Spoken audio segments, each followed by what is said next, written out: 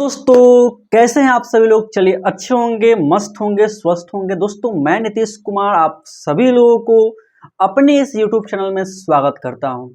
दोस्तों हम सभी लोग संस्कृत पढ़ रहे हैं, फिर सोशल साइंस पढ़ रहे हैं या साइंस का सेक्शन पढ़ रहे हैं। इसी के साथ मैं आप सभी लोगों के लिए एक स्पेशल सब्जेक्ट ला रहा हूँ, वह होने वाला आपके लिए मैथ। जी हाँ दोस्तों, अब इस चैनल पर यानी कि सब कैरियर पर मैथ भी स्टार्ट होने जा रहा है। तो दोस्तों सबसे पहले हम सभी लोग क्लास 10th के मैथ के विषय में बात करेंगे, फिर हम लोग बारी बारी से आगे चलेंगे तो class 11th and class 12th को देखेंगे।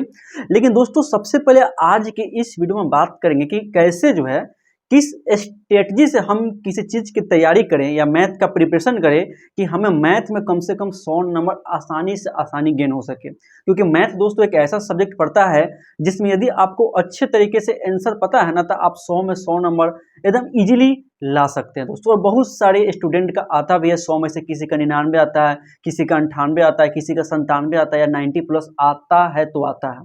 तो दोस्तों लेकिन कितने ऐसे स्टूडेंट होते हैं ना जो कि मैथ में काफ़ी ज़्यादा कमज़ोर होते हैं, ठीक है। तो कहीं ना कहीं उनका तो बेसिक्स कमज़ोर होता है जिसके कारण वो मार खाते हैं, या फिर कहीं ना कहीं ऐसा होता है कि वो सही तरीके से पढ़ नहीं पाते हैं, या फिर ऐसा भी होता है कि पढ़ रहे हैं तो उनके समझ में नहीं आता, या अनेक कारण हो सकता है। लेकिन आप चिंता नहीं करिए, मैं मैथ इस प्रकार से बताऊंगा कि आपको अच्छे तरीके से माइंड में यानी कि अच्छे तरीके से समझ में आएगा। बस आप खुद से थोड़ा मेहनत करने का प्रयास करिएगा, ठीक है दोस्तों। तो चलिए और देखते हैं कि मैथ का कौन कौन सा टॉपिक हमको क्लास 10th में पढ़ना है जो कि काफ़ी ज़्यादा इंपॉर्टेंट होने वाला है, ठीक है। चलिए बात करते हैं।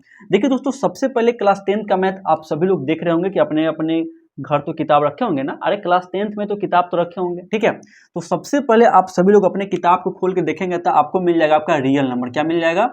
रियल नंबर यानी कि होता है वास्तविक संख्या। ये आप सभी लोग देख रहे होंगे, ठीक है। रियल नंबर यानी कि वास्तविक संख्या, इसी में ना आपका यूक्लिड एल्गोरिदम थ्योरम आता है पढ़ने के लिए। आता है कि नहीं आता? ये आप सभी लोग होता है कि नहीं होता? ये आप लोग पढ़ भी ले होंगे, मोटा मोटी बहुत सारे स्टूडेंट पढ़ ले होंगे, लेकिन चिंता मत करिए, ठीक है। दूसरा आपका आता है पोलिनोमियल।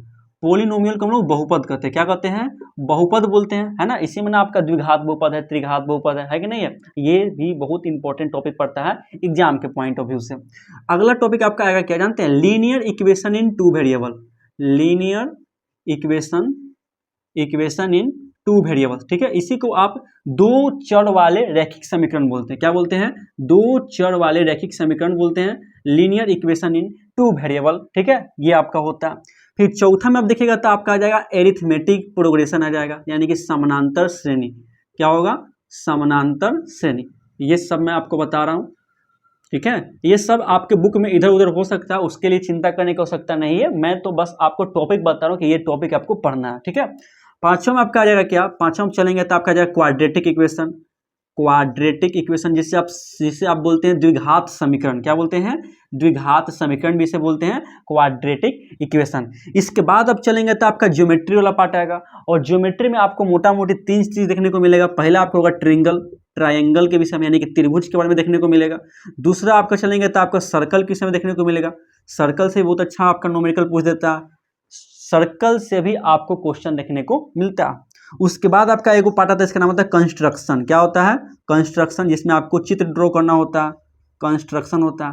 ये आपको चित्र ड्रॉ करना होगा, सर्कल ड्रॉ करना होगा, ट्रिंगल ड्रॉ करना होगा, या ट्रिंगल के अंदर जो है या ट्रिंगल के जो है ना अंदर आपको बोल देगा सर्कल को ड्रॉ करने के लिए। ये कंस्ट्रक्शन वाला पार्ट हो गया। ये सब पार्ट के बाद आप देखेंगे आगे तो आपका आगे चलेंगे तो आपका आएगा मेंसुरेशन आ जाएगा। मेंसुरेशन यानी कि होता है क्षेत्रमिति, होता है ना। मेंसुरेशन यानी कि क्षेत्रमिति। यहाँ आपका वृत्त से संबंधित क्षेत्रफल आ जाएगा।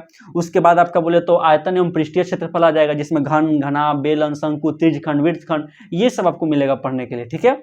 इसके बाद जब हम जैसे हम आगे बढ़ेंगे 10 में आगे बढ़ेंगे तो क्लास 10 का सबसे मजेदार टॉपिक और सबसे इंपॉर्टेंट टॉपिक और सबसे फैंटेस्टिक टॉपिक है, जिसका नाम होने वाला है ट्रिग्नोमेट्री। क्या होने वाला है? ट्राइगोनोमेट्री होने वाला है, ठीक है। ये बहुत इंपॉर्टेंट टॉपिक है, बहुत ज्यादा इंपॉर्टेंट टॉपिक है।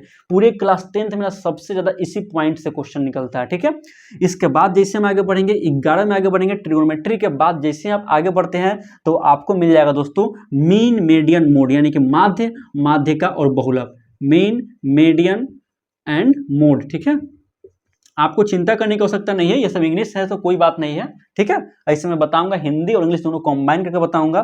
तो अगला पॉइंट आपका क्या आ जाएगा, मीन, मीडियन एंड मोड, यानी कि माध्य, माध्यिका और बहुलक। ये सब आपके किताब में अलग अलग सेक्शन मिलेगा, लेकिन मैंने यहाँ एक साथ बता दिया, इसके लिए आपको चिंता करने की आवश्यकता नहीं है। और इसके बाद आगे चलेंगे दोस्तों, इसके बाद दोस्तों आपको क्या मिलेगा, प्रोबेबिलिटी मिलेगा, प्रोबेबिलिटी, ठीक है, प्रोबेबिलिटी। इसके बाद आपको प्रोबेबिलिटी देखने को मिल जाएगा, जो कि काफी ज्यादा इंपॉर्टेंट टॉपिक पड़ता है, ठीक है दोस्तों। इस प्रकार से हमें इतना टॉपिक क्लास 10 में पढ़ना और बहुत ही दमदार तरीके से पढ़ने को मिलेगा, ठीक है दोस्तों। और जानते हैं दोस्तों, इसमें सबसे ज्यादा इंपॉर्टेंट पॉइंट कौन कौन सा है, जिसको आप पढ़ करके अच्छा से अच्छा नंबर स्कोर कर सकते हैं, क्योंकि जानते हैं कि बिहार बोर्ड क्वेश्चन डबल किया हुआ है ना। यदि आपसे सब सब्जेक्ट हैंडल नहीं हो रहा है और मैथ आपका कमजोर है या सब सब्जेक्ट हैंडल नहीं हो रहा है, तो आपको जो मैं टॉपिक बताता ना, उस टॉपिक पर आपको जरूरत से ज्यादा ध्यान देने की आवश्यकता है। यदि आप ये टॉपिक को अच्छे तरीके से कवर कर लेते हैं तो कम समय में आप 100 में 100 नंबर ला सकते हैं, ठीक है। तो मैं दोस्तों बताता हूं, सबसे पहले दोस्तों आपको ट्रिगोनोमेट्री पर आपको पूरा कंट्रोल कर लेना है। जो व्यक्ति ट्रिगोनोमेट्री पढ़ ले रहा है, वह व्यक्ति क्लास 10th में भले कितना मैथ वीक क्यों ना, वह कभी फेल नहीं होगा। जी हाँ दोस्तों, वह फेल नहीं हो सकता यदि केवल आप ट्रिग्नोमेट्री पढ़ ले रहे हैं तब, क्योंकि इस ऑब्जेक्टिव से भी क्वेश्चन निकलता है और सब्जेक्टिव से भी क्वेश्चन अच्छा खासा देखने को मिल जाएगा। इसके बाद दोस्तों हम बात करते हैं किसके विषय में, इसके बाद बात करते हैं पोलिनोमियल, जो कि काफी इंपॉर्टेंट टॉपिक पड़ जाता है। पोलिनोमियल यानी कि बहुपद, ठीक है। ये बहुत आसान सा टॉपिक है और बहुत छोटा टॉपिक है और पढ़ने में बहुत मजा आएगा, और क्वेश्चन एग्जाम में बहुत अच्छा खासा पूछ देता है। इसके बाद बात करेंगे दोस्तों, तो कोऑर्डिनेट ज्योमेट्री छूट गया दोस्तों, उसको भी आप नोट डाउन करिएगा, ठीक है।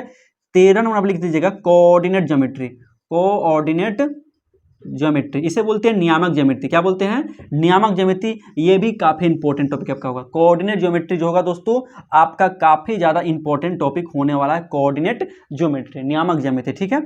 आप ये पढ़ सकते हैं, ट्रिगोनोमेट्री पढ़ सकते हैं, पोलिनोमियल यानी कि बहुपद पढ़ सकते हैं, लीनियर इक्वेशन इन 2 वेरिएबल्स, ये थोड़ा हार्ड भी पड़ता है और बहुत आसान भी है, ठीक है। लीनियर इक्वेशन इन 2 वेरिएबल्स यानी कि 2 चर वाले रैखिक समीकरण, ये भी एक दमदार टॉपिक है और एग्जाम में अच्छा खासा क्वेश्चन इसमें देखने को मिल जाता है। उसके बाद आप स्टैटिक्स पर कमांड कर सकते हैं, माध्य, माध्यक, बहुलक पर, ये भी आपके लिए काफी ज्यादा हल्का पड़ेगा। ये सभी जो है ना कुछ बहुत ही महत्वपूर्ण टॉपिक आपके लिए साबित होने वाला है। ट्रिगोनोमेट्री हो गया, कोऑर्डिनेट ज्योमेट्री हो गया, माध्य, माध्यक, बहुलक हो गया, 2 चर वाले रैखिक समीकरण हो गया, या बोले तो पोलिनोमियल यानी कि बहुपद हो गया।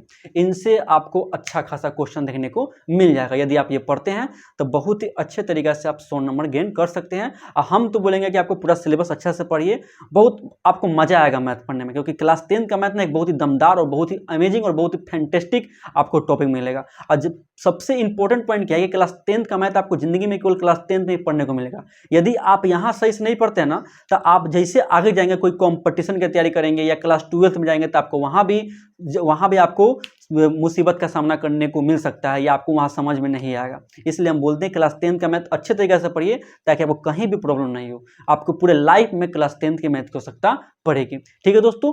आखिर मैं कौन सा किताब बताऊंगा दोस्तों, तो मैं बताऊंगा आपका बिहार बोर्ड का किताब बताऊंगा। कौन सा किताब बताऊंगा, बिहार बोर्ड का ही किताब मैं फॉलो करूंगा, ठीक है। बीटीसी का किताब जो होता है ना, आप सभी लोग बीटीसी का बुक देखे होंगे, उसी किताब को मैं फॉलो करूंगा और उसी किताब से आपको चैप्टर वाइज बता दूंगा, ठीक है। क्योंकि कोई भी एग्जाम में बिहार बोर्ड जो होता है ना, बीटीसी के किताब से क्वेश्चन पूछता है, डायरेक्ट वहीं से क्वेश्चन उठा के पूछ देता है। आप सभी लोग मिला भी सकते हैं, क्वेश्चन बैंक आपके पास होगा तो आप जाके वहां से मिला भी सकते हैं। इसलिए दोस्तों मैं बिहार बोर्ड की किताब को फॉलो कराऊंगा। सबसे पहले दोस्तों मैं टॉपिक वाइज कंसेप्ट डालूंगा, टॉपिक वाइज पूरा जो कंसेप्ट होता है मैं उसको बता दूंगा। जैसे कि मैं सबसे पहले त्रिकोणमिति बताऊंगा, उसके बाद दोस्तों मैं बताऊंगा बहुपद बताऊंगा, उसके बाद वास्तविक संख्या बताऊंगा। उसी के अनुसार मैं लेकर चलूंगा, जो इंपॉर्टेंट टॉपिक होगा मैं लेकर चलूंगा, और पूरे मैं बिहार बोर्ड का टॉपिक वाइज एक्सरसाइज वाइज मैं आपको बनवा दूंगा, ताकि आपको कहीं भी दिक्कत नहीं होगा। उसके बाद एग्जाम से रिलेटेड भी मैं इंपॉर्टेंट पॉइंट को बता दूंगा, ताकि आपको वहां भी कोई प्रॉब्लम नहीं होगा।